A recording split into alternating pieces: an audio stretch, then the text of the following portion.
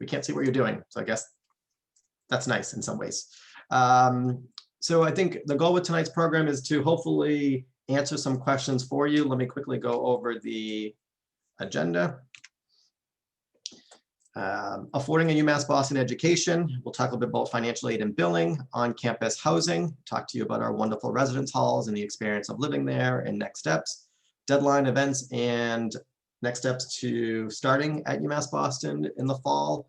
And then thank you to many of you submitted questions in advance, and we'll be tailoring our message and our remarks today around some of the questions that we got. A lot of them focused on financial aid and housing, which we anticipated. So we'll hopefully make sure that we answer those. If not, like I said, just drop the questions in the Q&A.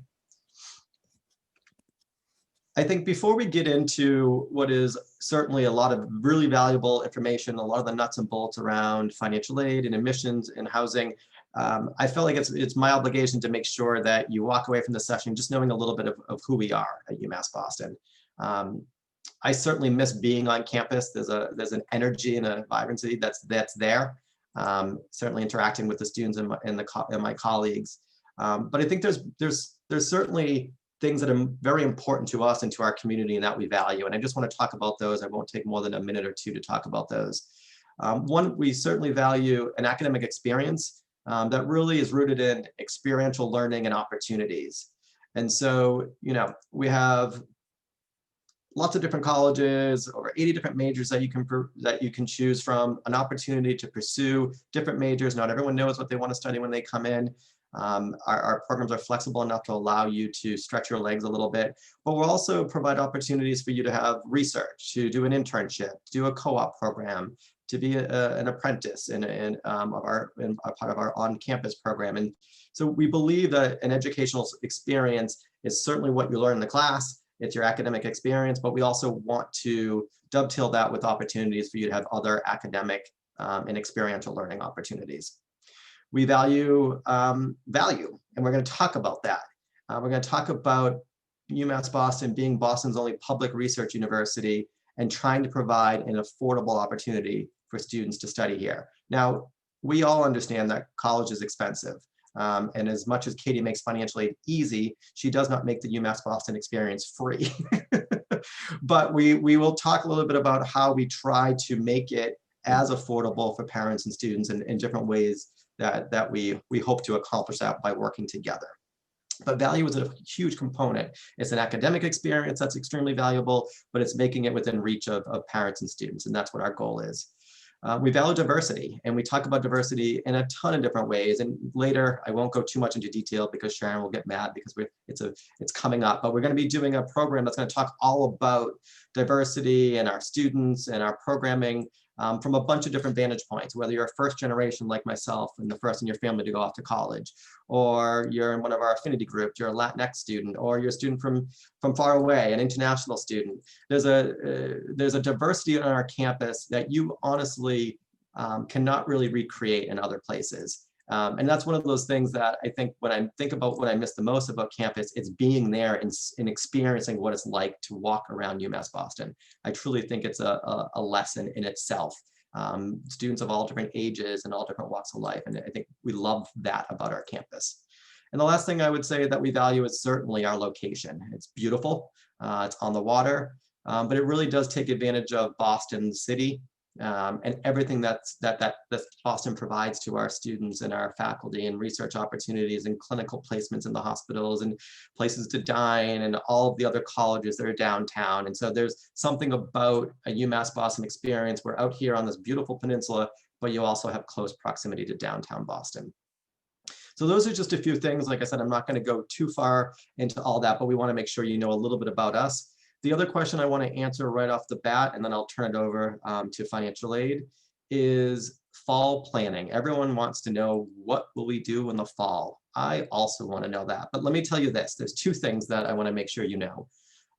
One, we have a committee that's already meeting, and our goal in these meetings is to hopefully return to some type of normalcy after all of this for the fall. So we're doing that with an eye of being able to bring our students and our staff and our faculty back onto the campus for a face-to-face program like we're all accustomed to.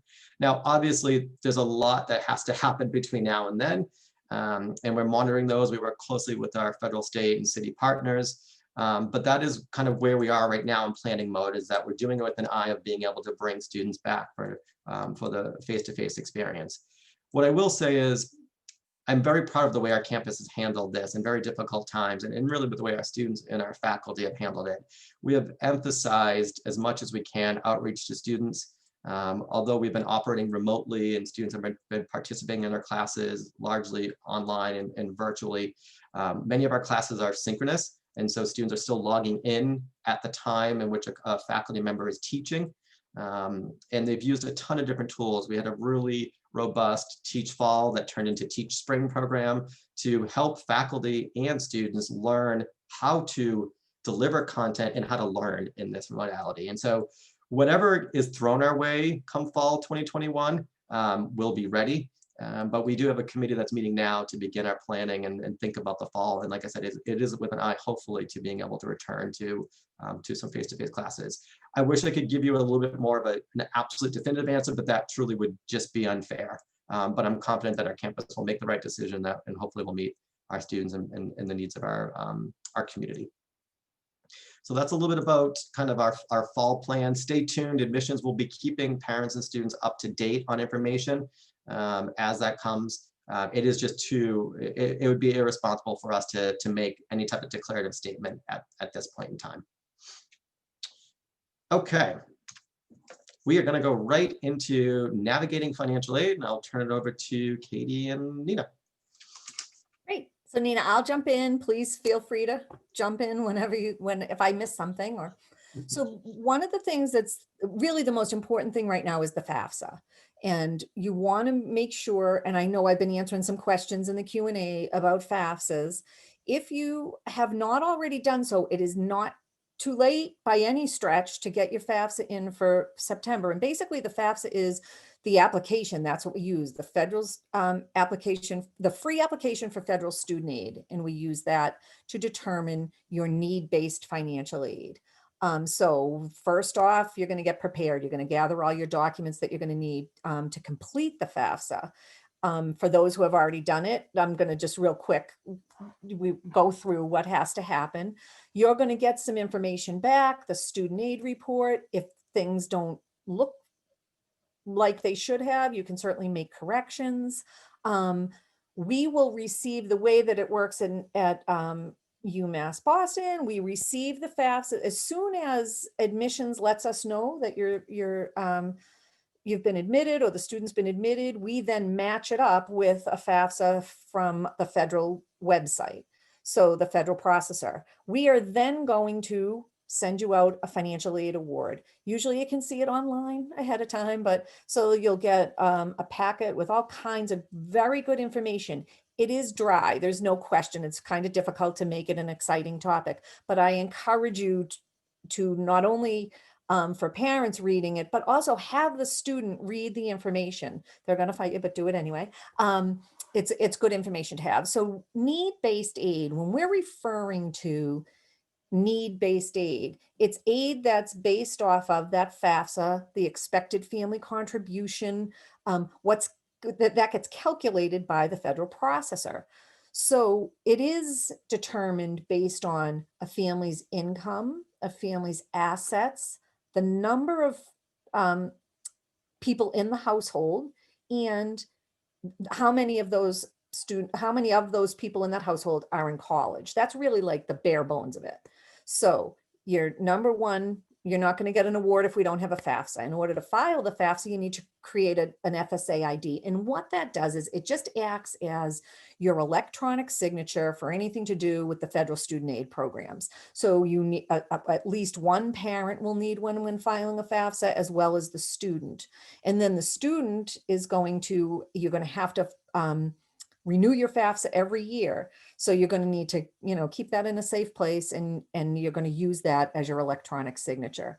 When we get notified from admissions that your student has been admitted, and we're excited that everybody's considering UMass Boston, you're going to receive your financial aid award, all that information. We encourage you to review it. We include a financial planning worksheet that to try to help clarify what it means, what your award means.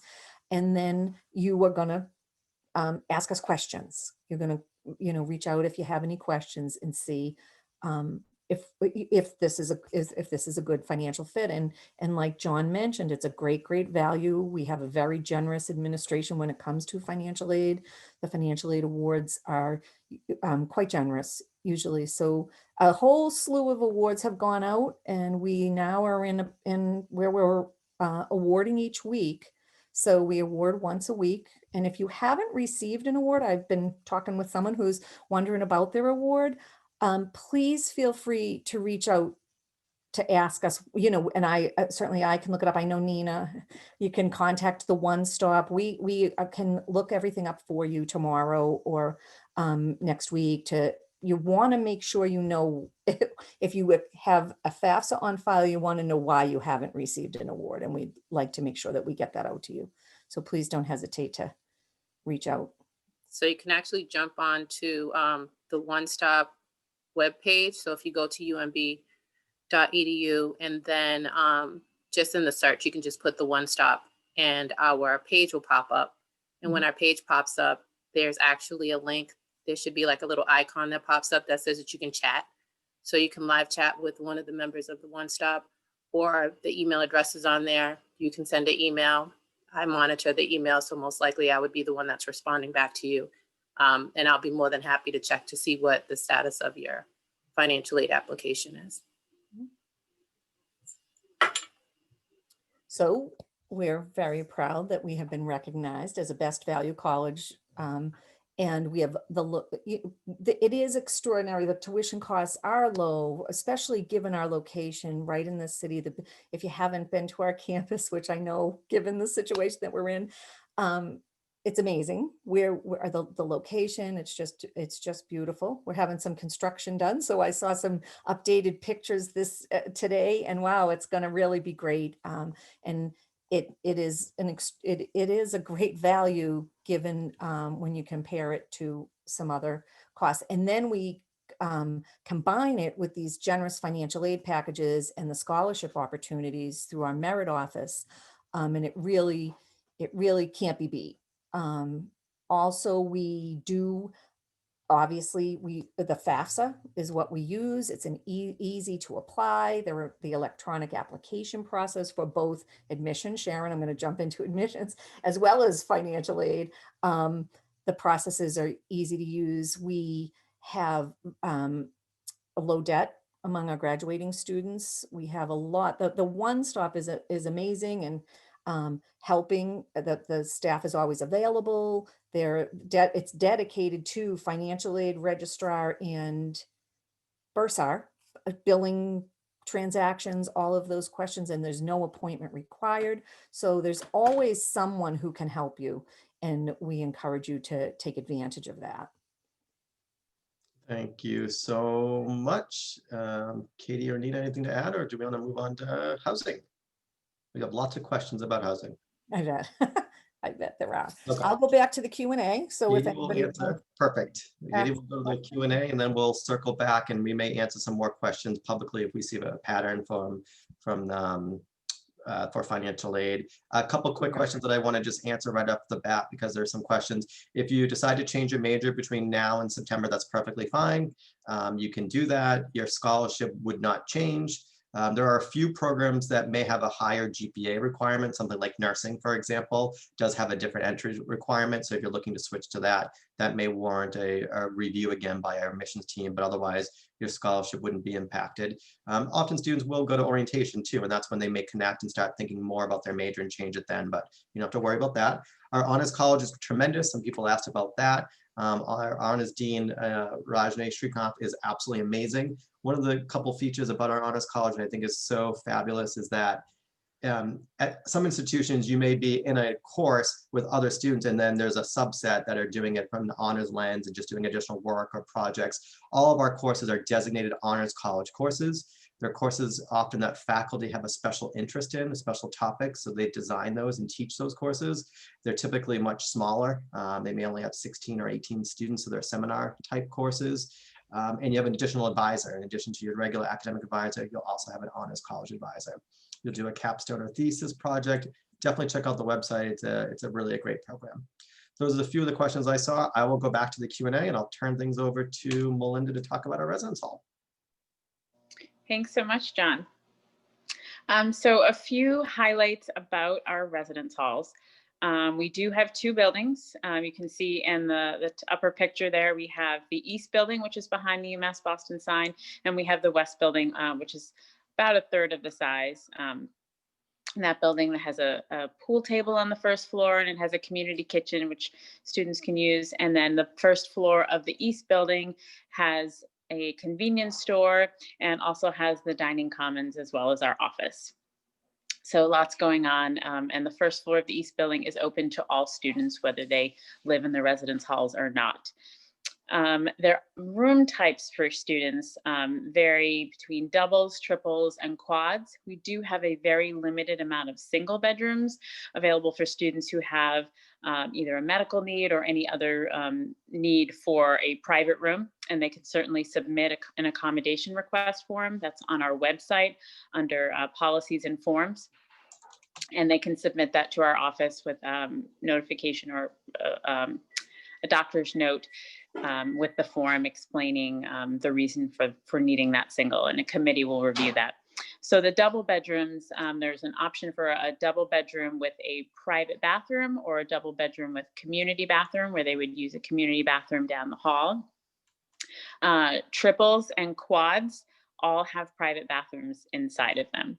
So that tends to be a perk for many students, having a bathroom right inside their bedroom instead of going down the hall.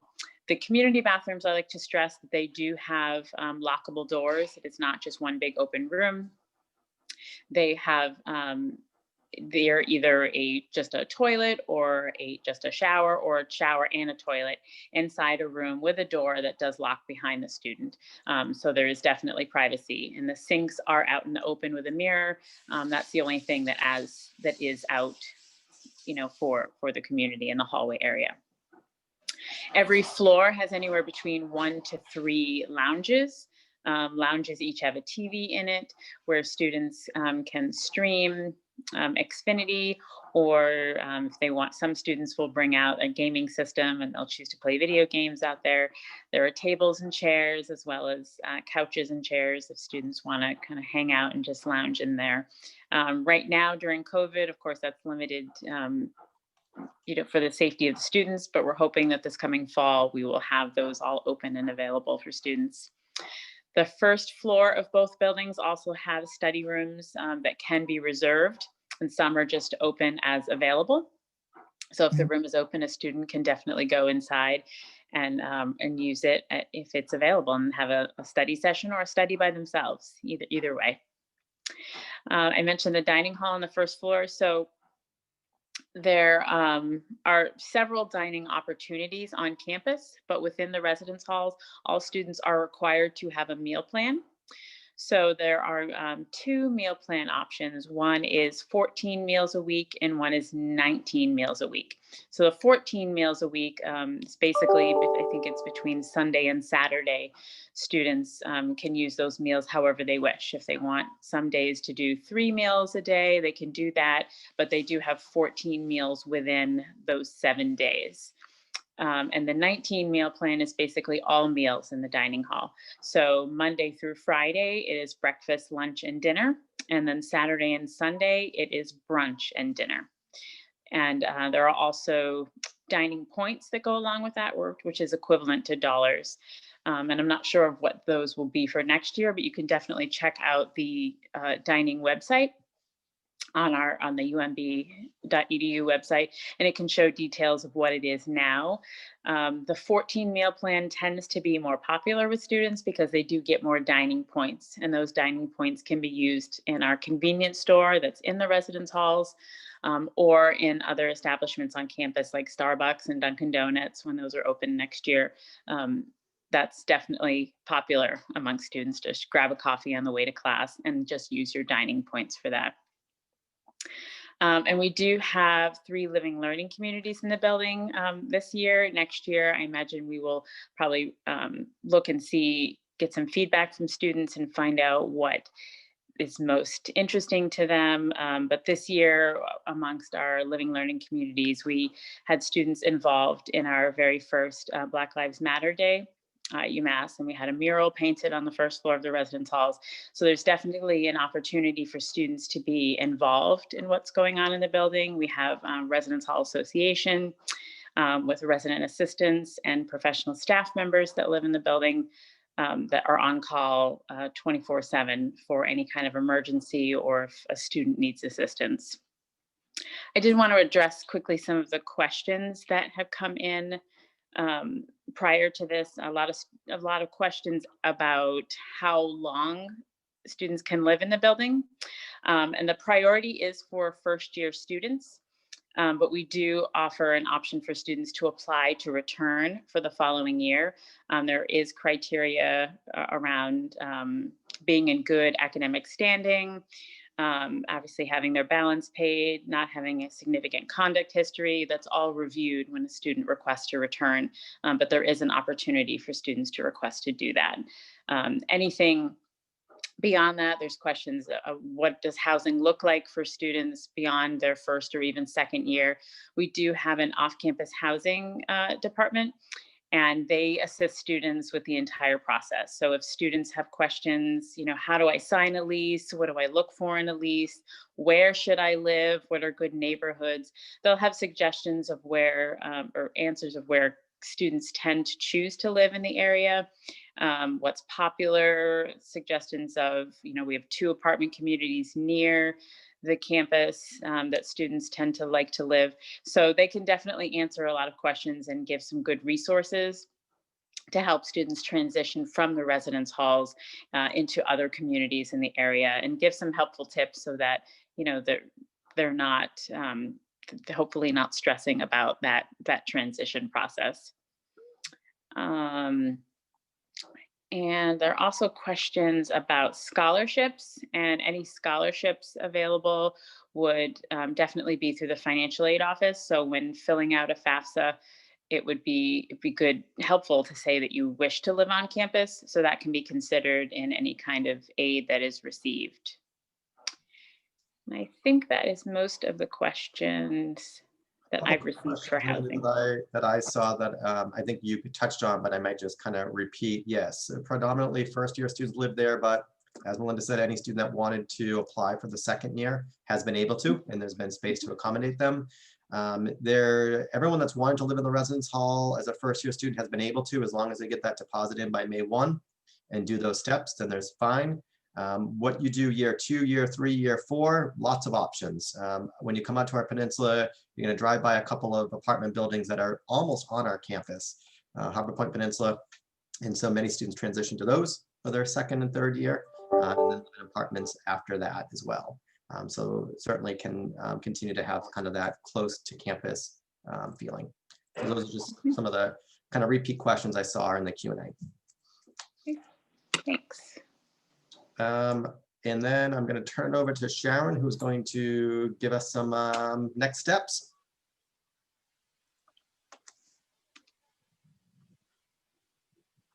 All right, so thanks, John.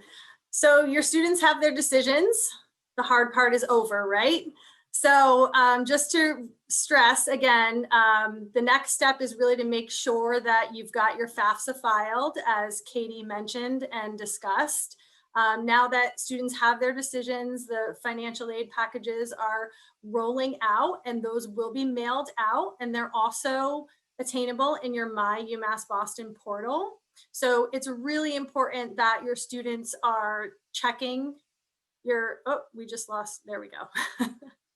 It's really important that your students are checking their My UMB portal often, because that's the place where we are putting all of the information. So their decisions in there, their financial aid award, if they're receiving any scholarship, that would also be in the financial aid award. When it comes time to register for orientation, which is going to happen over the summer, usually we'll kick those off in the month of June. That will be when students are going to be meeting their other classmates, they'll be meeting their academic advisors, they'll be registering for classes. So we'll be releasing that information toward the end of February in the portal, and don't worry, we will email everyone that information so we make sure that it's clear, but students will be able to register for an orientation session through their MyUMB portal. And it's, we really want you all to stay connected with us. We are really good about communicating things. We'll be sending emails, we call, we text. So we really want folks to stay connected with us during this process. We understand that there's a lot to think about. This is a big decision for you and your students, and we understand that. And so we're here to help. So stay connected with us. We have a variety of programming options available to you on any given day. Our admissions counselors are available for one-on-one appointments. You can go to umb.edu/virtual and you will see all the programming options available to you. We also have admission information sessions available throughout the week. We have a live virtual campus tour where our Beacon ambassadors, who are our current students, will kind of take you through the campus through a series of videos, and they'll explain things. So that's a great way to kind of see things without physically being there. And, so of course, when it comes time to make that decision, our deadline is May 1st. And so it's really important that you submit your deposit by May 1st. That is a $200 enrollment deposit. And if you're seeking to live on campus, it's a $300 housing reservation fee. And I don't think we touched upon this, but just want to reference quickly that, housing is on a first come, first served basis. So you do want to submit that, once you're ready and you've made that decision. And then again, like I said, we will be announcing our summer orientation dates. So be on the lookout for that. And then of course, our next big program coming up will be our Welcome Day, where you are all invited to attend. And that's going to be Saturday, February 20th, beginning at 9 o'clock. And if you or your student haven't registered yet, please direct them to umb.edu/welcome. And that's just really our big full program. We will have all the colleges available there. We'll have faculty, we'll have some advisors, and they're really going to be able to speak with you about some of the nitty-gritty and the academic-based questions that you may have. So we definitely encourage you to attend that program. Various campus partners across the institution will be there. We'll have folks from our global programs, our career services, housing, of course, will be there. We will all be there. So it's a great opportunity to connect with a lot of different people across the university and get your questions answered. And we're even going to have a special program where your students will be able to meet their future classmates. So definitely, we encourage you to attend that. We'll have a couple of those programs throughout the spring. And as John mentioned, we will have some other programming opportunities. One including how we're building a diverse and inclusive community. So be on the lookout for all of that information and attend any and all of it. Thank you, Sharon. Our contact information is here. There has been some questions in the chat about looking to get specific answers to the financial aid award that they may have received and things. It is challenging. We have well over 100 participants. We can't do that right now in this setting for everyone. But Nina mentioned the One Stop, umb.edu/onestop. That is a great page to visit. Their hours are 8 a.m. to 6 p.m. Monday through Thursday. And when they're open, they have a little chat icon. You click on that chat icon, you get directly a one-on-one conversation with one of Nina's fabulous team members. And that's when they can really dig in and review that. Financial aid, as easy as the team tries to make it, it can be confusing. And I get that it's individual to each family. And so we try to give some general information here, but definitely take advantage of those chats. The staff is kind of sitting there waiting for you to do that. So I think that's probably the best recommendation for now, if you want to have a one-on-one conversation with someone. And I think at this point, we are going to do some rapid fire Q&A session now. We've got about, it looks like 30 or 40 unanswered questions. A lot of them are of a similar nature. And so Melinda, housing refundable up until May 1, is that correct? That is correct. Perfect, excellent. See how rapid that was? Can the rooms have a mini fridge and microwave? They can. We ask students to work with their roommates. We don't want 4 mini fridges and 4 microwaves in one room. The electricity that would be exceed the limits for the bedroom. But yes, you can have them. Lots of questions about, is there a discount if the parent went to UMass Boston? Is there a discount if both children go to the same school? Unfortunately, there are not specific discounts for those scenarios, but I think Katie would agree that if there's multiple students in college, that certainly is considered as part of the financial aid awarding process. But we don't give a specific discount, unfortunately, for alumni children, or there's no 2-for-1 deal, unfortunately, if you enroll 2, I wish. But there were some questions about that. Right, and that's considered in the EFC. That's where that consideration comes into play. So for the parents, so in the EFC, there's a parent contribution and a student contribution. So the parent contribution in that EFC is what gets split based on answering the questions in the FAFSA. So you want to make sure that you answered that question correctly, the number in the household and how many of those will be in college. Questions about visiting campus. So our campus is technically right now not open to visitors. We are working really hard. You are probably the first group that we will be announcing this to. And now that I'm saying it, we'll have to deliver on it. But we are working on a campus drive-through tour. I've started to see some of it. It's great. There's 7 or 8 stops that will be designated around campus. It has an audio feature. It has video that accompanies it. You do it all from the safety of your car. And we hope to roll that out within the next, let's say, 3 weeks. We're getting close, but that's what our goal is. It will certainly be ready for the spring. So that is one option that we are working on. We understand how important it is to see campus. I fully appreciate that. I think that's going to give you a good perspective. Katie mentioned construction, and someone mentioned it in the Q&A. Yeah, we have a major fun construction project that's happening right in the center of campus that's going to be making an enormous quad when it's done. Great outside space for concerts, picnic tables, outdoor basketball court. It's phenomenal. Really, really excited about it. And so what's also good about the drive-through tours, you'll be doing the loop from the perimeter of campus and avoiding all of the construction. So it's a one advantage of us not being on campus is that we're able to move through that construction project a bit more rapidly. So stay tuned. We will be blasting everyone information about the campus drive-through tour as soon as that is ready. Welcome Day, as Sharon mentioned, some asked about Honors College, getting information about College of Management. All of our colleges and academic programs have their own session at Welcome Day. So you'll get a general, but then you quickly get to go to the college the student was accepted into and get specific information about that. So definitely check that out. I also answered a question about if they want to see the inside of the residence hall. The housing page, I think it's umb.edu/housing, has a virtual campus tour, right, Melinda? That is correct. It's on our YouTube page. We show, I believe, a double, triple, and a quad. So you get to see the inside of the room. Staff member walks through it. It's a pretty good example of a bedroom. Melinda, can you put your website where that tour is in the chat? And Nina, if you don't mind putting the One Stop website in the chat, that would be great. Yeah. Welcome Day will be a virtual program, but we'll be using a mixture of a program called Platform Q that's much more dynamic. There's a chat session we can go into different chat rooms, and then we'll have breakout sessions. We'll be doing virtual tours, so it's a pretty robust program.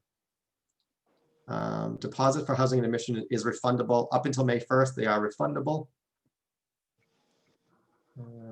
Anyone, Katie or Nina or Sharon or Melinda, want to jump in with any questions that they want to answer? I'm going to look at a few of these.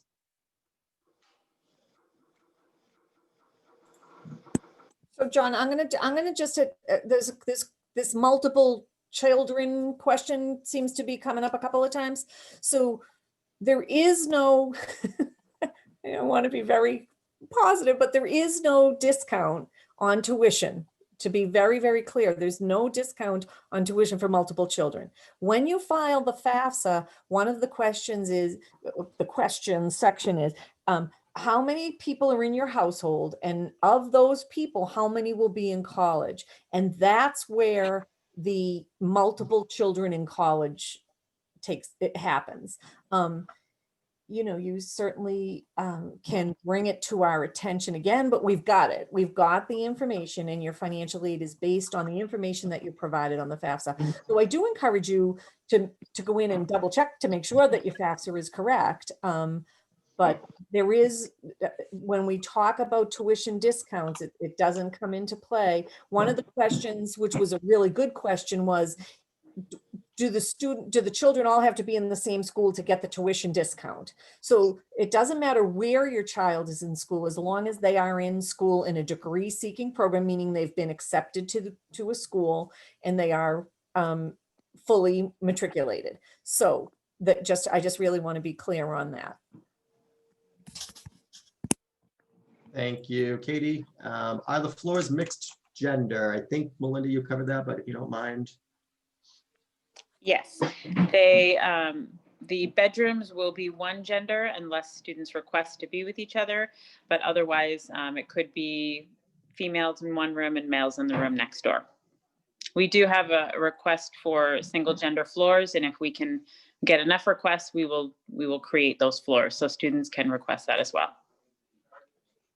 Sharon, I think we have some that are here for our Direction for Student Potential program. That will be highlighted at Welcome Day as well on February 20th. And I know they're doing individual sessions. I think there might have been one on Tuesday. Do you know if that was recorded? If not, I think there's others coming up. Is that correct? It was not recorded, but yes, we will definitely have other sessions. We'll hold at least one a month. So we'll be sure to send out emails and you can register for them when they're available. Yes.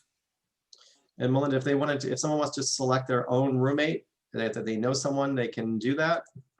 They can certainly do that on their application. We do ask if they have someone that they want to request. They should both request each other. Excellent. It's not a bad idea to make a new friend, because you can always be friends with someone in another room, but I get it. You know someone and you want to room with them, you can do that as well. I just wanted to say, I saw a couple, you did specify this, but in regards to the change of majors, if your student is looking to change a major, we do have a short form that they can fill out. And as John mentioned before, some of them will have to be re-reviewed if it's a competitive program like engineering or nursing or management, but I'm going to drop that URL in the chat and you can feel free to have your students submit that if there is a change of major request, and the admissions office will take a look at that.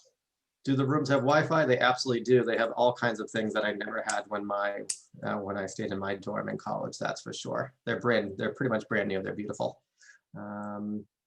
Question about the roommate assignment. I think we answered that, but yes, after you deposit, you fill out a housing application, and then there's opportunity to participate in the roommate matching.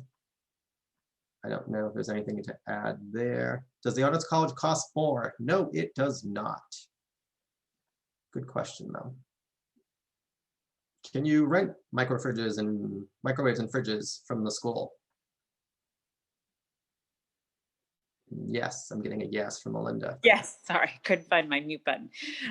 Yes, you can. We actually send out information in the summer for microfridge. You would contract directly through them. This past year, they ran out. So I would recommend this summer definitely signing up early, and you can rent or purchase. Great question about if a student loses their merit scholarship. Well, certainly we hope that that never happens. There's lots of academic support, but we understand adjusting to college is not always easy. Students do get a probationary period. We would never just take a scholarship away after a semester. We work closely with them. If they're multiple semesters below the requirement, then they may lose it, but there's an opportunity for them to gain it back. Our goal is to provide that aid to students. We don't want to take it away, so we do work closely with students, but students got to keep up with their studies. That's the best way to make sure they keep it. Will the fall semester be online? We addressed that at the beginning. We are hoping to be returning to a face-to-face type approach and have a committee meeting, but we'll be monitoring things throughout the spring semester before making a final decision. But that's what we're aiming for, is to be face-to-face. Where do we send the housing deposit to save the spot? The MyUMB portal. that they logged into to see their decision. That's where they pay the enrollment deposit and housing deposit, right, Sharon? And if anyone's Yes, having, I was literally typing the answer to that question. Absolutely. Yes, have your student log into their MyUMB portal and they can submit that directly through the portal. and if they're having a hard time accessing the portal for whatever reason, they should probably contact admissions during regular hours. Is that what you recommend? And we can Yes, walk. absolutely. Contact us. We will help you through it. Questions about, can you continue to take online courses after COVID? Yeah, yes, we've always offered online courses, and that is an option for students. Many students will do 4 courses face-to-face and online. It's just right now we're operating in a full remote modality, but yes, there will be opportunities for students to continue to take courses online. We answered that. Are there any that anyone wants to jump in quickly and answer? We've answered 77, so we're doing pretty good. I just saw, John, oh, oh. go ahead, Katie. Sorry, there was a question earlier on about roommates for this upcoming fall, and I believe the question was, will there be roommates? And the plan is that there will be. Obviously, we'll continue to see what we can do to keep our residents safe and healthy, but the plan is to allow roommates, since currently all students are in a room by themselves. And then Katie, you had something to add? Yes, there's 2 things I'd like to add. There's questions about, do you have to file a FAFSA? So the only way you're going to be considered for need-based aid, and this is coming up, in the questions, that you will not be considered for need-based aid if you do not file a FAFSA. So no, you don't, but we encourage everybody to file because there's no harm done in filing. So sometimes the other thing that happens, as we know more now than ever, circumstances can change. And so any student is eligible for federal loans, and avoiding prolonging taking a loan is the best way, no question. But sometimes this is the only way to do it. And certainly a lot of our students take out student loans, and I would say that they're actually not a horrible loan to have to take if it gets you to your degree. But you can't even get a federal loan without a FAFSA. So even if you feel you're not going to qualify for any grant aid or whatever, I encourage you to file the FAFSA. We will award loans, and then the student doesn't have to take them. You never have to accept a loan. So to the people who are asking about, do you have to? No. Do we recommend you do it? Yes, because nothing's going to happen. You don't, again, have to take the loans. The second thing, and it's a very, I should have brought it up, and I apologize for not, is for folks who have been impacted by COVID, and they have had a loss of income, or have become a caretaker. There's all kinds of reasons why things have changed. And so your FAFSA doesn't really reflect your current ability to contribute. So the federal government has given us flexibilities. We have what we call professional judgment, and we can use a special circumstance appeal, and families can appeal that we would take a look at any 12-month period. So the FAFSA that you filed for 21-22 asked for your, Nina, help me, 2019, your 19 tax information. Well, clearly 2019 was very different for many of us than 2020. So we can either look at your 2020, we can look at the exact last 12 months, but we have that option, and we encourage you all, if you feel that you meet the criteria, to file a special circumstances appeal, and we will take a look. And I will tell you, we would like it to be much easier and less cumbersome. But honestly, if it means that the possibility of getting additional grant aid that doesn't require repayment, it's worth it. It's worth it. So you can reach out to the One Stop, and they can get the information to the appropriate people. We will initiate the appeal for you, and the student will be the student. That's the other big thing. Like, the system communicates with the student through the student's email. And yes, certainly we communicate with parents when appropriate, but you need to make sure that you're in contact with your student regularly to say, so did you get anything from UMass recently in your email? It's important because as a parent, I understand how difficult that can sometimes be. And some students are so forthcoming, and others nothing. So special circumstances appeals, please don't hesitate. It may take a little bit to get it done, but it could really be worth it to you to appeal. I'm seeing a question, what steps can I take to try for more financial aid? You certainly can reach out. You can send an email asking. We have FINAID at UMB. You can certainly request an appeal through the one-stop email, and they will certainly make sure it gets to us. But those are the ways you want to tell us what your concern is. We are also going to, there are different appeal processes that from merit or for need-based.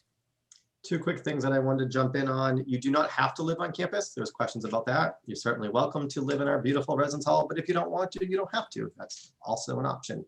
And there are, one of the things I think that's great about UMass Boston, and I'm very proud of, is we have a robust continuing student merit scholarship program. And so not only do we try to provide as much aid as we can on the way in the door, but we certainly reward and give students the opportunity to apply and award millions of dollars to continuing students in the form of merit aid. So the first time you come in is not the last time that you can be considered. You do need to apply. We have a merit scholarship office and a process outlined for that. You fill out one general application and you're put in the pool. Sharon? I wanted to ask, well, not ask, but just reply to people who are asking about the health insurance waiving and the optional fees. So every student will be charged the student university health insurance if they register for 9+ credits. And that's not going to happen until you register and until a bill's generated. At that point, you will be able to waive it through the student system called Wiser, but it cannot happen at this point. So if you have your own health insurance, if you have your own health insurance coverage for the student, then they can waive it, but they have to wait. And it's going to save you a significant amount of money. Like for this past fall, it was $2,772. So it's important if you have your own health insurance to make sure that you waive it. Also, we've been pretty good about putting service indicators on everyone's account to kind of say, hey, you're being charged. If you have your own, you should waive it. And you'll have until like October 1st to do it for 100% waiving. And then there's waivable fees, which totals about $26. And that also you can waive through Wiser, but you have to wait until you're actually billed before you can waive it. So there's some people that are very eager and they'll go on, jump on, and they'll start trying to waive something that's not there. And then they'll send me an email at the one stop and said they get an error message. And the reason would be because you're not even billed yet. Yeah. So you can save a couple of dollars by waiving the waivable fees, which totals about $26, and the health insurance if you already have it. So please get on your kids about waiving it because it makes a big difference. And who wants to pay for health insurance if you already have your own? That's all I have. Question about getting a jump start and taking courses in the summer. That has become increasingly popular. A couple things just to note about that. Financial aid wouldn't be available to students that are starting in the fall if they're taking a summer course. Summer is a trailing aid year, right, to aid. And so if you're taking a summer course as a new student, you would generally be paying for that out of pocket, right? No aid is available. In subsequent years, there may be an opportunity to apply some of the aid, but certainly not for the first semester. But it is a good opportunity to get a head start if you would like. Melinda or Sharon or Katie, any other? Building security in the residence hall, Melinda. Okay, I can add that too. So basically the residence halls both have a security guard 24/7 at the front door of each building. The west building is locked at all times except to resident students, and the east building is unlocked between 7 a.m. and midnight. But there are turnstiles that only residents have access to go to the upper floors. So anyone who wants to go to an upper floor, the student does need to come down, the resident needs to come down. Even if it's a UMass Boston student, no one will be able to get upstairs without the resident signing them in. And we also do have some cameras and hallways on upper floors. None, of course, in any student bedroom, but in some common areas on the ground floor. And then I just dropped, I think I did it previously, but just again, a link to the residence hall floor plan room rates, just some questions about that. Yep, and those, John, I just want to jump in because those are the room rates for the current year, and the rates for next year have not been approved yet, but once they are, we will put those on the website. And I'm also dropping the meal plan information because there was a few questions about that as well. So I'll put that in the chat as well. I just wanted to add another thing, two things actually. So there was a question about students taking dual enrollment credit. So if you are in high school and your student is taking any classes at a community college or any other institution, yes, we will gladly review that for transfer credit. We do need an official college transcript once those courses have been completed. So please be sure to send that to the admissions office upon completion. Another question that I was seeing is about merit scholarships. So it's important to know that as a new student, we are automatically reviewing your student for a merit scholarship. And if they receive one, it would be in their admission letter. So that's an automatic process that they are considered for. John, I just want to jump in. Someone asked a question about roommates and how they're selected. The first part of the application doesn't ask about roommates, but we do open the second part towards the end of May, where we ask specific questions about each student, personal questions that will help us pair students with another person. You know, do I wake up early? Do I stay up late? Do I like to study in the room or go to the library? That type of thing.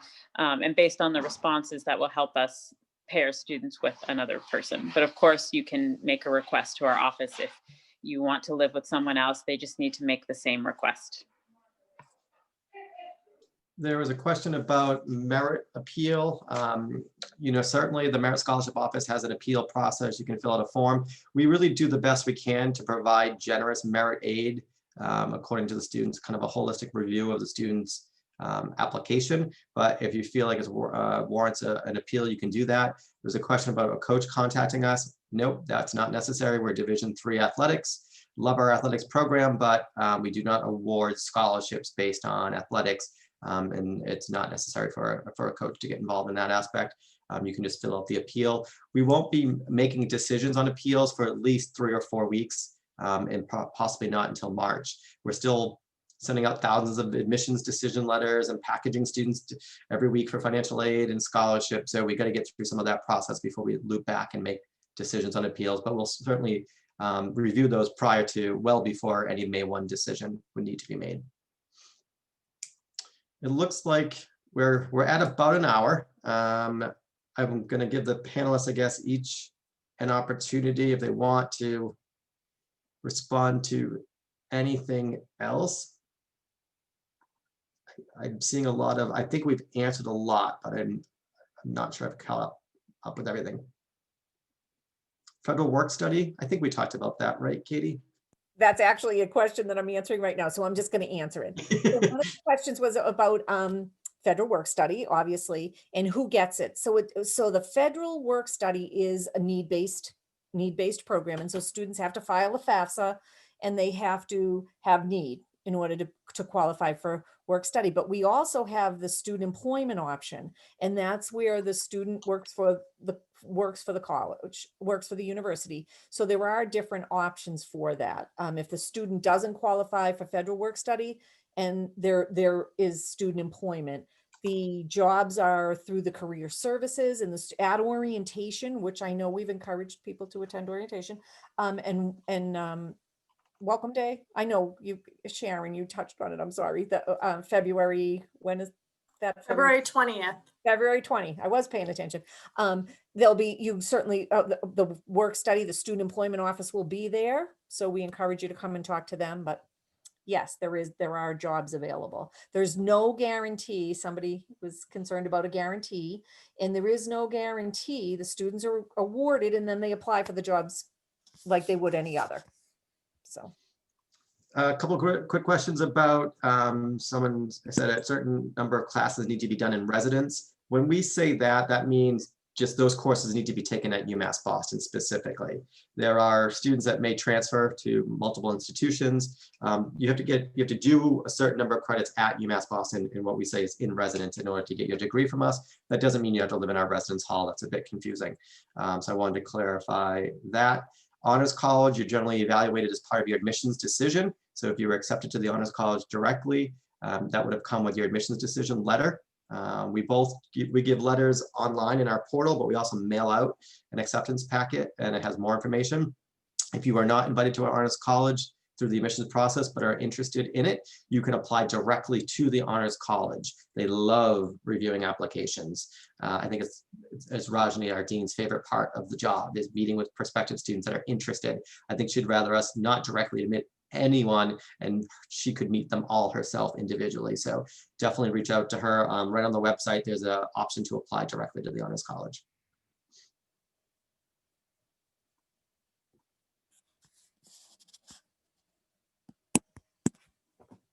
Someone said they're still friends with their freshman think it's roommate from good. It's a 35 good- years ago. I love that. I am as well. And we were completely opposite. I didn't know who he was, and we still stay in touch. And it's good because you get different friend groups. So thank you for saying that. I appreciate that question.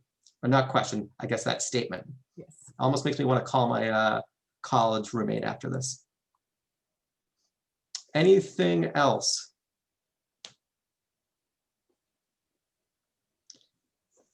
Okay, I know that's a lot. The session's recorded, Sharon. We send this as a follow-up. Is that typically what we do?